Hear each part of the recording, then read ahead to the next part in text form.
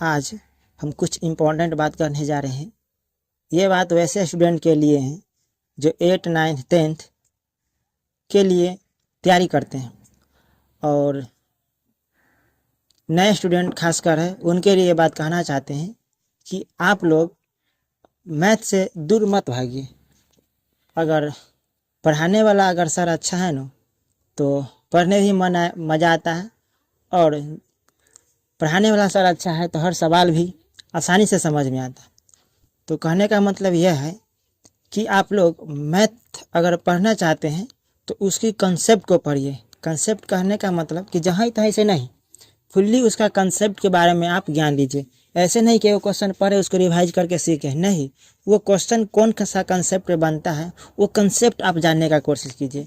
अगर आप कंसेप्ट जान गए तो मेरा वादा है आपसे कि आप जैसे चाहे उसको तैसे मोड़ सकते हैं। कहने का मतलब यह है, एक एग्जांपल देते हैं कि हम लोग पहले डायरेक्टर तो साइकिल चलाना नहीं सीखे, डायरेक्टर यहाँ तो नहीं आए हैं, बहुत सारा बात सुनते मार पिटाते झगड़ते लगड़ते यहाँ तक आए हैं। तो डायरेक्टर तो हम लोग बनाना नहीं सीख गए हैं, हम लोग भी तो आप ही की तरह पहले थे ना। तो सर लोग पढ़ाए होंगे, मेहनत किए होंगे, रिवाइज प्रैक्टिस वगैरह करके ही यहाँ तक आए हैं, तब आज आप लोग को हम सलाह दे रहे हैं।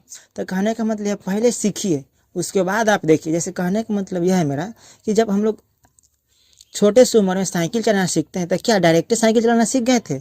नहीं, उसमें साइकिल चलाना सीखते हैं, कितना बारी गिरे होंगे, कितना बारी पटकाए होंगे, कितना बारी पैर काटा होगा, गोड़ काटा होगा, गार्जियन से डांट फटकार मिला होगा। उसके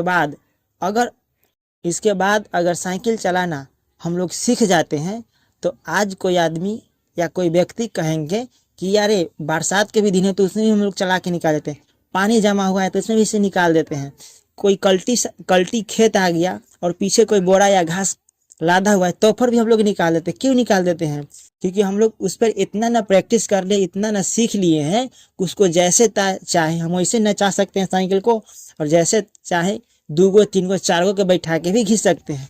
तो क्या डायरेक्ट सीखे? नहीं, पहले को के बैठाएं, 2 गो के अपने गिरे, उसके बाद ठीक उसी तरह मैथ है, पहले कंसेप्ट तो जानिए इसका, पहले बनाने का तरीका सीखिए, उसके बाद आपको बड़ा सा क्वेश्चन को जितना बनाना होगा उतना बनाइएगा, छोटा को बड़ा करना होगा तो बड़ा भी कर दीजिएगा। ये कंसेप्ट आप जानिएगा और बनाने का तरीका जानिएगा तभी होगा।